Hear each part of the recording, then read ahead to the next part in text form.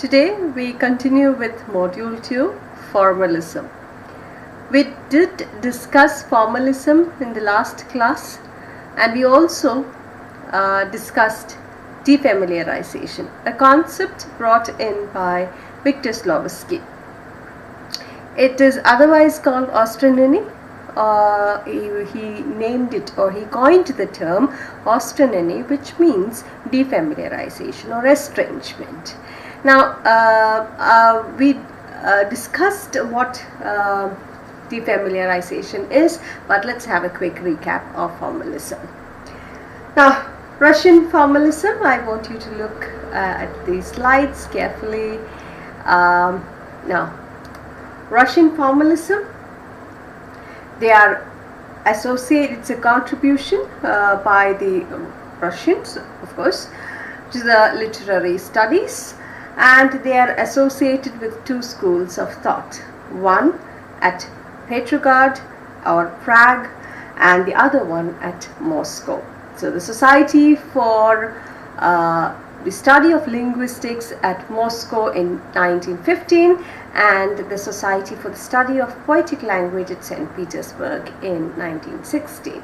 Now, there are also, other than there are also two schools of formalism, the Russian formalism, and also you have the French formalism as well. They were influenced by the Russian formalism, the French formalism also. But in England or in the European countries, we have the Anglo-American formalism, it is actually not known as formalism there, but it is known under the name New Criticism or Practical Criticism. Practical Criticism in the UK and New Criticism in the US. Now it is, but you must remember that these two formalist schools had no connection with each other. They developed separately. They were not influenced. They did not influence each other. They developed separately. Okay, but both of them had similarities. Alright, so that one point you have to bear in mind. Okay, the Russian formalism and the Anglo-American formalism, or the New Criticism or the Practical Criticism, both were based on the same or similar thoughts. Okay, now what is formalism? Formalism is to do with the language. It's to do with how language is structured, how the words are structured. It's all about the form, which was figurative language to bring about literariness. It was all about form of literature, how literature was structured, how language was structured, and what makes a work literary. It's all for them. It was all to do with the form. Okay, so they emphasized on the form of a text rather than its content. Now, the formalists also, they avoided discussion, or they completely eliminated any sort of discussion deemed external to the text itself. That is, they were not concerned about the socio-historical, political background of the author or any material history. So then we also discussed defamiliarization. So what is defamiliarization? Yeah, you have Victor Slowski here. This is Victor Slowski, and the concepts that he gave to us, the most important, or the two important concepts that he gave to the world, or to the two formalist thoughts coined by him, are ostronymy or defamiliarization, and stuse and fabula. Stuse is the plot, fabula is the story distinction. Now, before moving on to stuse and plot, let's again revise or have a quick look into what defamiliarization is. I did tell you that we get used to horrible things, right? And therefore we stop hearing them. And we also get used to seeing or used to beautiful things, and we stop enjoying them. We also get used to people and we stop experiencing them, right? Now, what happens is our perceptions are dulled by this habitual experiences that we have on our daily life. Our perceptions are kind of dulled. Okay, like for instance, we hear a lot of the murders happening in and around our place, in our town or our state. We also hear of various rape cases, gruesome rape cases, but then we are now so accustomed to hearing it, watching it or in the FIR, or listening to it in the news, or reading about it in the newspaper. We're so accustomed to it that we actually stop. Our perception of that gruesome, violent nature of the crime is deadened. Right? Another example would be of COVID itself. So another example would be this COVID itself. Now, if we look at the death rates in the beginning, in the initial stages, or when we started to hear about COVID raging throughout the world, when we heard of the death rates happening, we were sensitive to it. And also when it came to India, when it affected India also, when it affected our area as well, we were sensitive to the first few deaths.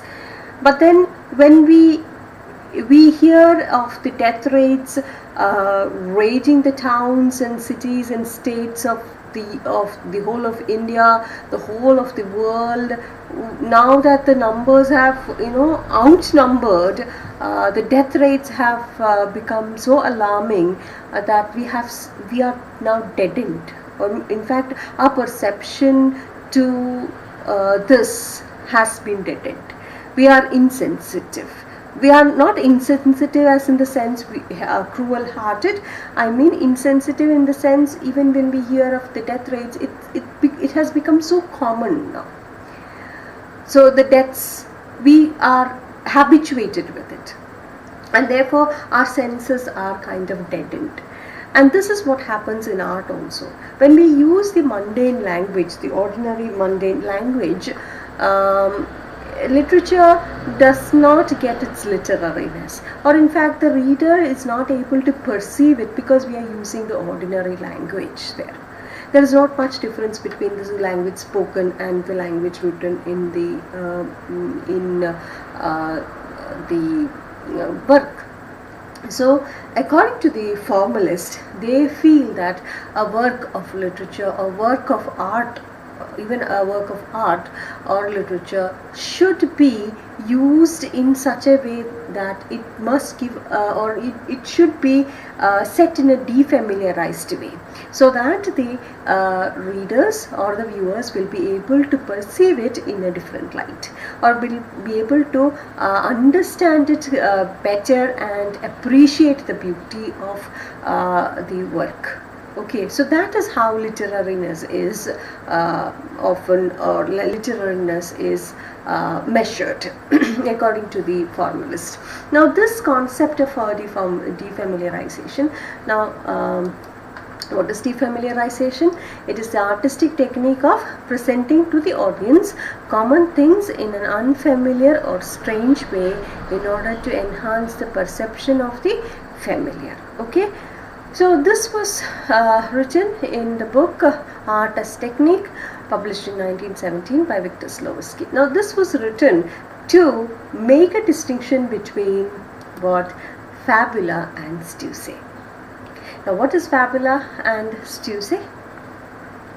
Now this is another idea introduced by the formalist Victor Slowacki, to be precise.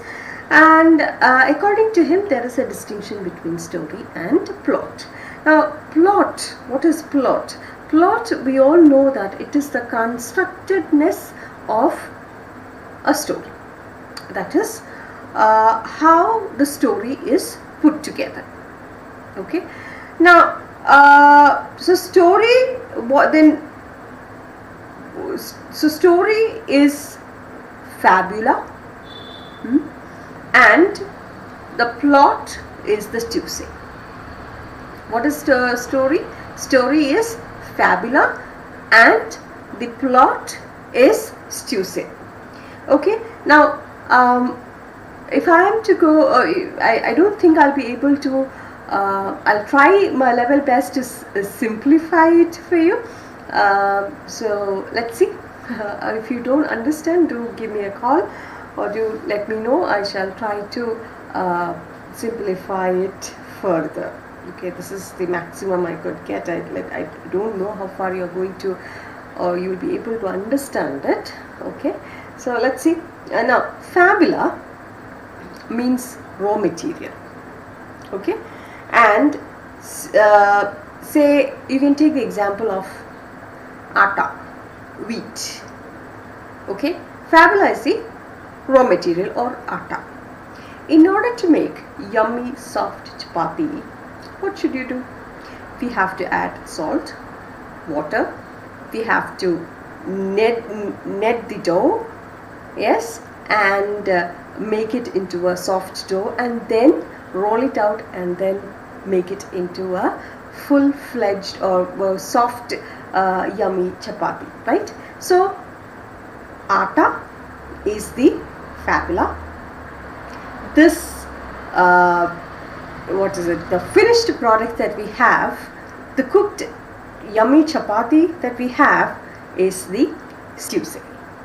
Okay, so you have to, so when you have a story, it is just a skeleton, a thread. Okay, now you have to make something out of it. Alright, you have to make something out of this raw material, and what you make is a real story, a good story, or a great story. So fabula is just an information. It is just a raw material, and I have to create out of it a great story, a good story. Okay, and but the problem is I do not know how to organize it, what to write in it, what to put first, what to put in the middle, what to put at the end. So plot or stew is all about the sequence of events according to the story of your design. Fabula, on the other hand, is just the story, is just one, and it is the raw material, it is the thread of your story, the raw material of your story. You're going to build on it. And how do you build on this fabula? You use stew to build on it. You use plot. You use various sequences of plot to build the fabula. So if you are to look at the universe, another comparison would be the universe. Okay, the universe is the fabula. Okay, it's a big thing, one, and all the planets in it are stews. Okay, I don't want to confuse you. I hope you understood with the atta and chapati. Yeah, okay. Now I'll give you an example. An example of Oedipus Rex. Oedipus Rex is a myth. You all know that, and it's a story of a man named Oedipus who is cursed, who's a cursed child, and he it is prophesied that he would in future kill his father and marry his mother, and he does that unknowingly. Okay, he is prophesied, or he's cursed, and a prophecy is that he would kill his father and marry his mother. Now all this happens, this comes true, and he does end up killing his father and marrying his own father and marrying his own mother unknowingly, and is led to damnation. So how does the story, that is the story, that is the fabula.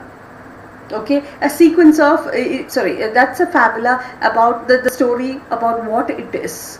What is Oedipus Rex about? Alright, now you have to create, the writer has to create sequence of events to make this fabula into a great story. Now, how is Oedipus Rex structured? Now, if you look at the Stuse, the narration or the first scene is actually from the end. Okay, it starts from the end. All right, and therefore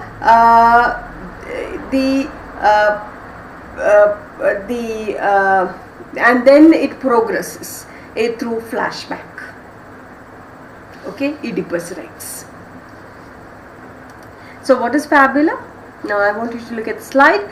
Fabula is a raw material of the story. Okay, equal to story, the skeleton, the raw material, atta. Okay, Stuse is the what is it? The way the story is organized, and that is the plot, and that is the chapati, the raw material. The finished product. Now, few examples are Oedipus Rex and Tristram Shandy. Now, Tristram Shandy, Lawrence Stern's Tristram Shandy, we shall be going in detail. But before we move on to Tristram Shandy, I want you to look at some of the movies which you may have seen. So one is Forrest Gump. Forrest Gump is a movie and also a novel by Winston Groom. And then Citizen Kane, it's also a movie. These are the best examples for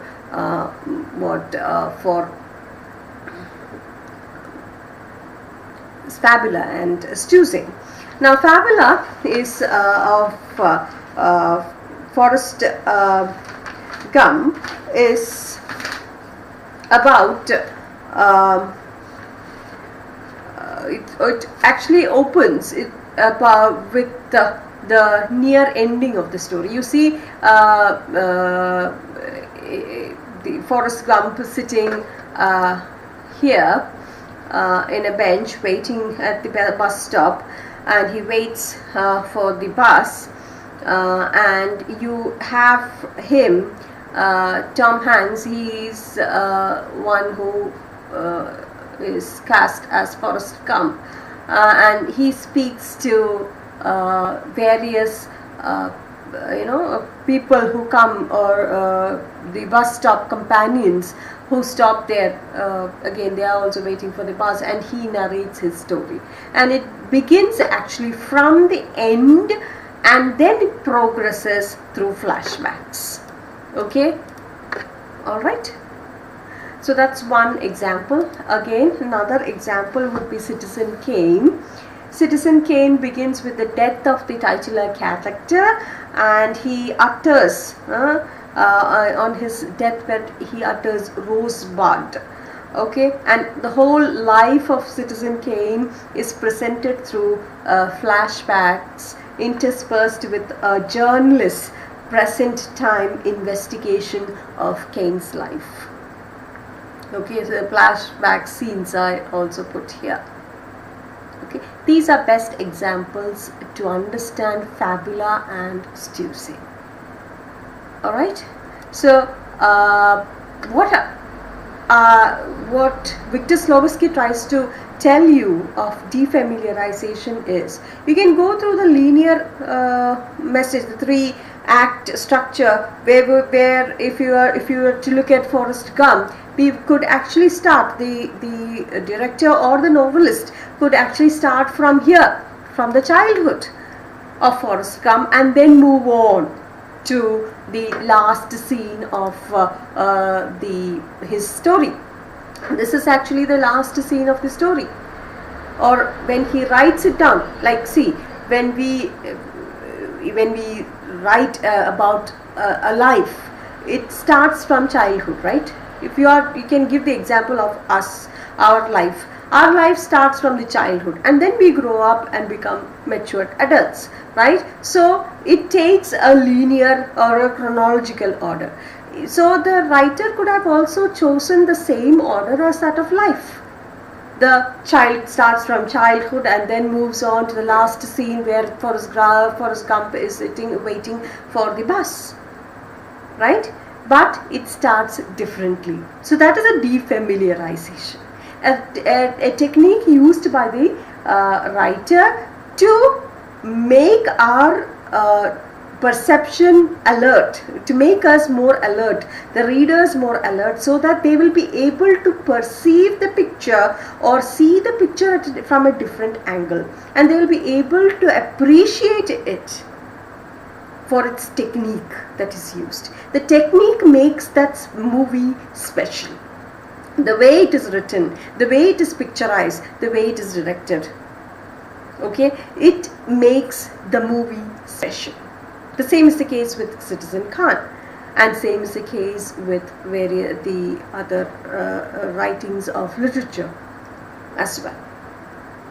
Okay, so if that's what I said, that if it's a 3-act structure, then it wouldn't have become so popular. It would have been just an ordinary film. It wouldn't have caught the attention of the viewers. And since they have defamiliarized the setting, defamiliarized the structure, thus we are able to perceive it in a different light. So all these clips that you have here, these are the stews, the events, the sequence of events that are put, where the writer decides where to put what. Whether he wants to start from the middle, whether he wants to start from the end, whether he wants to start from the beginning, whether he goes for a flashback, whether he goes for a fast forward. All that depends on how the writer wants his story to be viewed or taken by, according to his story. And only it is mostly the sequence of how he puts his story together, how he puts his stews together into the fabula is what counts, is what that makes the whole story a great story. Now for the short, we'll just have a short look into what makes Lawrence Stern's Tristram Shandy loved by the formalist. According to the formalist, Tristram Shandy is the best example for defamiliarization, and also basically because it's not about Lawrence Stern did not very much mind about trying to portray reality, but rather he gave more importance or focus on the forms, the literary forms, and that makes Tristram Shandy special. That makes it literary according to the formalists. And now, well, this is also the book that is taken by the rest of the or the other formalists as well, to prove various other formalist techniques as well. So let's have a quick look into, we won't be able to, this is a big voluminous book, and therefore I won't be able to deal with the whole thing. I'll just give you important parts where you will just be able to get only a peripheral view of what Tristram Shandy is about. Now, it purports to be a biography of the eponymous character Tristram Shandy.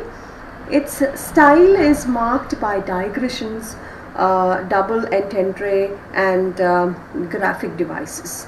Now, the book, though narrates the story and birth of Tristram Shandy, Shandy is not born until book 3 of the novel, or volume 3, and Tristram is here the narrator as well.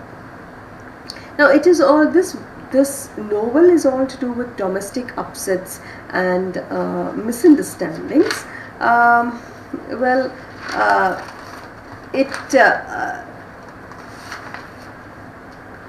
here the narrator finds himself thinking or discoursing at length or writing about several things going on in his household, or he also finds himself discoursing at length on sexual practices, insults, philosophies, warfare, one's personality, and so on.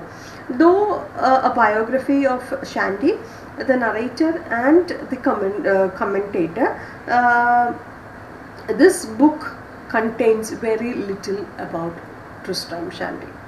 The book is about him.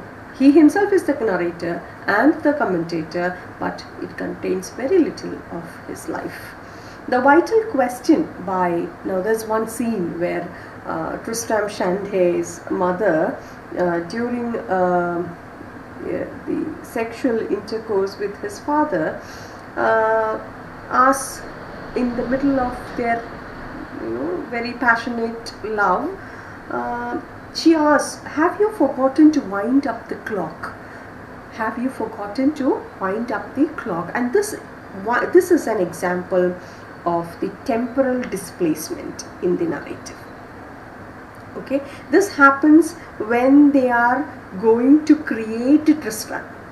They are about to make a baby and they are in a very passionate feel. At that time, the mother asks a question which has absolutely nothing to do with what they are doing. And it is a question, "Have you forgotten to wind up the clock?" That's what she asks. So there are other important characters also, like you have Shandy's father, his mother, Uncle Toby, Toby's servant Tim, and minor characters like the chambermaid Susanna, Dr. Slop, the parson, Yorick, and so on. Now, firstly, while still, one more thing I would like to mention is when he was still, say, a small person inside the sperm of his father. You can, how to put it? Yeah, it starts from that narration. He is not born, he is still in his father, he is a part of the sperm, he is a small human being in the sperm, and Tristram's implantation within his mother's uterus gets distorted. Why? Because of this question that she asks, this mother's question that she asks of winding the clock while they were having sexual intercourse, results in distraction and annoyance of father, and thus it led to disruption of a proper balance of all things that is necessary to produce a good baby, a good child, a well-favored child. Okay, so you see this kind of narration which has never been adopted by anybody before him. This book was written in 1759. It was published in 1759. So way before him, nobody wrote or thought of such a type of narration. So it becomes a new genre, a new style of writing. Okay, a first in the make, you can say. Not even Shakespeare or other great writers were able to come up with such a type of writing. Okay, then another instance is his father had a lot of theories. Okay, and he believed in all those theories. He felt that a large nose was important for a man in making his life. if a person has a large nose, or then he will become successful in his life. But what happens is the idea of this idea gets crushed, because during the time when Tristan's mother was giving birth to him, it was a difficult birth, and Dr. Slop, when he used his forceps, he accidentally crushed the baby's nose. And so what happened was that Tristram was born with a crushed, small, tiny nose. Okay, nose was crushed, his nose was crushed by Dr. Slop's forceps. Next, another instance is his father's theories on names. He believed that name had a lot of or enormous influence over a person's nature and fortune, and therefore he tried to name the child Trismegistus. Okay, Trismegistus is the name after a mythical Hermes Trismegistus, who is the author again of the Hermetic Corpus, a sacred text which is based on Hermeticism. It's all about, it's a sacred text, a kind of religion, okay, a kind of philosophy about how the universe is made, about the laws governing the universe, about the religious or the sacred thing called God. Okay, so it's a kind of religious, a sacred philosophy. Again, it has a lot to do with the Western philosophy also. We are not going to go deep into that because I'm not very sure of it, so I do not wish to, but it has a lot to do with the Western philosophy and also the Western religious sacred texts. Anyway, what happened was, father was he believed in the right education. He kept writing about how education should be imparted and all that, and he was very much specific that he wanted his son to become a great person, and he wanted to name him Trismegistus. But what happened was, Susanna, the maid, the chambermaid, she wrote it as Tristram. Okay, she could not write it down as Trismegistus, and she wrote it as Tristram. Okay, she mangled the writing, and Tristram was written, and she gave it to the curate, and later the child is christened as Tristram. Now what is the meaning of Tristram? Tristram meant sorrowful, a man doomed to live a life of woes, and thus he is cursed with an inability to comprehend the causes of his misfortune. Lots of mishaps happen, and these mishaps are said from a defamiliarized manner. Example, as a toddler, Tristram suffered from accidental circumcision when Susanna let a window sash fall as he urinated out of the window as his chamber pot was missing. See, the writer uses a defamiliarized setting to tell us of an accident which is narrated as a casualty, a horrific, terrible accident which would not have had an effect because such accidents happens to toddlers. Such accidents if it was explained in a very ordinary, it's not about accidents happening, it's also about how it is explained. If it was just explained in a very ordinary way, or if the incident was just ordinary, an accident leading to circumcision, and if it was mentioned in that way, then it would not have the effect.